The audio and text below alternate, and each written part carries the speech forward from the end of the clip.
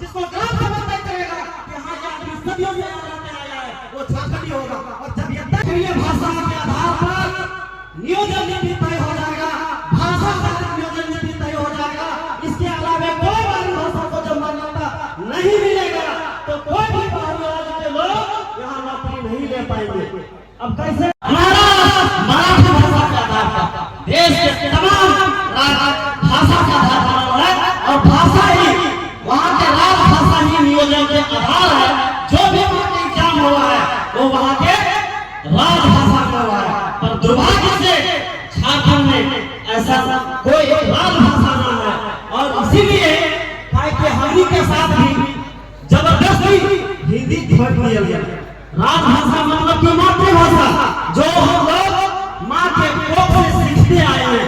क्या आज भी हमारा माँ हिंदी में बात करती है? क्या आज हम के माँ हिंदी में बात कर रहा है? आज भी हमें माँ हिंदी में बात ना कर रहा है।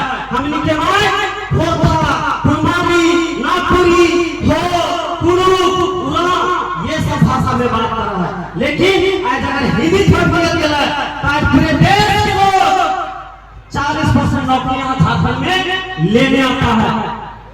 ये भाषा का महत्व है। तो जिस दिन क्षेत्रीय भाषा के आधार पर नियोजन नीति तय हो जाएगा, भाषा का नियोजन नीति तय हो जाएगा, इसके अलावा कोई बाहरी भाषा को जब मान्यता नहीं मिलेगा तो कोई भी बाहरी राज्य के लोग यहाँ नौकरी नहीं ले पाएंगे। अब कैसे थोड़ा समझ लेते हैं। तो एक क्वेश्चन आता है खोखा में कि निम्न में से कौन है, क्वेश्चन आता है 4 क्वेश्चन, उसमें कौन है जो कि स्त्रियों का गहना नहीं है? तो उसमें लाठी, पौची, सिकरी और एगो पहला, ये जेपीएससी का क्वेश्चन है भाई। तो पहला क्या स्त्रियों का गहना है? क्या नहीं है? और जब नहीं है तो ये तो हम आप जान गए, लेकिन क्या एक बाहर रास्ते वाला जानेगा कि पहला क्या है? अच्छा, दूसरा क्वेश्चन कि एक पहला में कई कानून होता है? 16 कानून, 12 कानून, 8 कानून कि 4 कानून?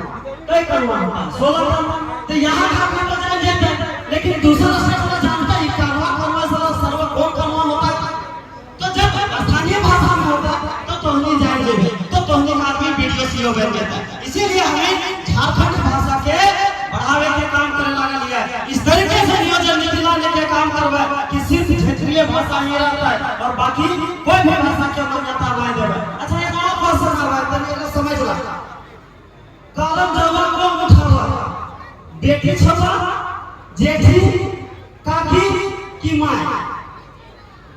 कौन कॉलेज में पढ़ के रहता हो? तो ये है स्थानीय भाषा के फायदा कि जब स्थानीय भाषा में एग्जाम होता है तो हमनी के कोनी सब पास कर देगी और बाहरी छेड़ देता है। तो ये बाउंड्री जो लगता है यहाँ के आदमी के नौकरी मिलता है। आज ये सवाल काहे किया है?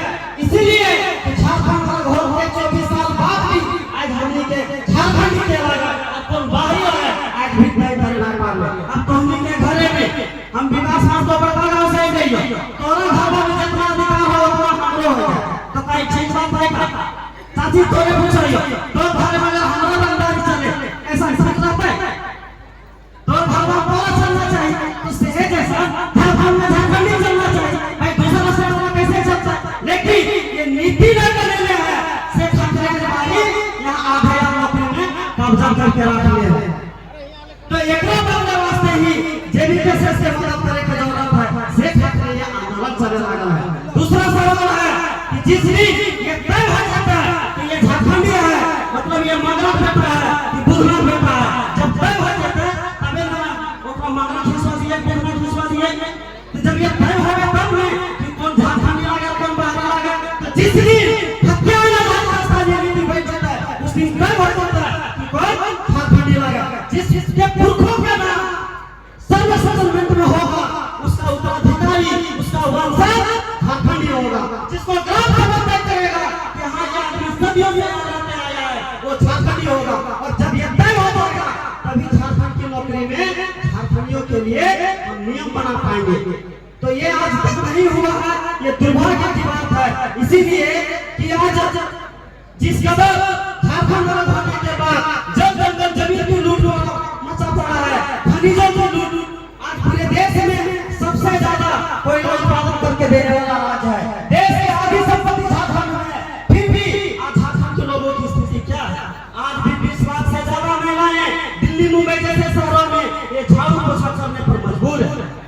सरकार की आंकड़ा है, हमारा आंकड़ा नहीं है।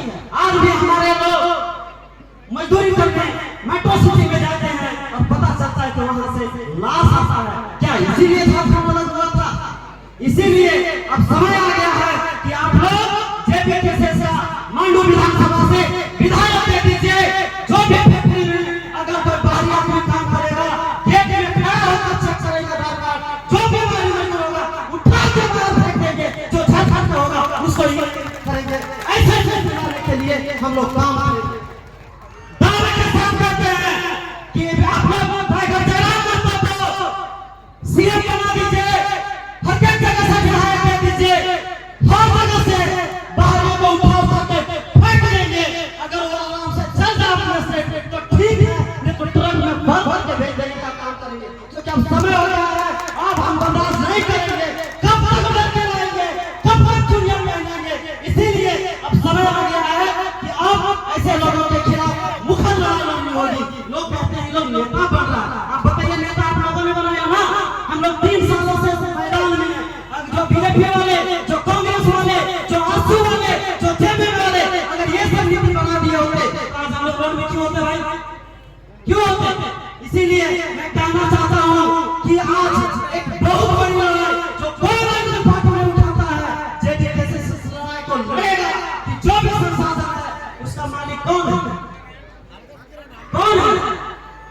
हमने सीओ को आप से पूछा था कि हम केरेबारी में आते हैं, हमने पूछा कि बताइए सीओ साहब, केरेबारी प्रखंड के अंतर्गत जितनी भी जमीन है उसका मालिक क्या केरेबारी का सीओ है, झारखंड सरकार है, भारत सरकार है कि रैयत? इसका जवाब दीजिए। तो उसने जवाब दिया कि इस सवाल का मेरे कार्यालय में कोई जवाब नहीं है। फिर हमने डीसी से पूछा कि डीसी साहब बताओ, हजारीबाग जिला अंतर्गत जितनी जमीन है, जमीन का मालिक क्या डीसी महोदय है कि जमीन मालिक है? उसने कहा इस सवाल का मेरे कार्यालय में कोई जवाब नहीं है। फिर हमने सीएम से पूछा, मैंने इसलिए पूछा क्योंकि हमने संविधान को पढ़ा है। भारत के संविधान में कहीं भी बात नहीं कहता था कि ये जल जंगल जमीन और जो भी संपदा है उसका मालिक सरकार है। तो पता है वो क्या कहता है? वो कहता है कि जमीन मालिक ही खनिज का मालिक है, सरकार नहीं।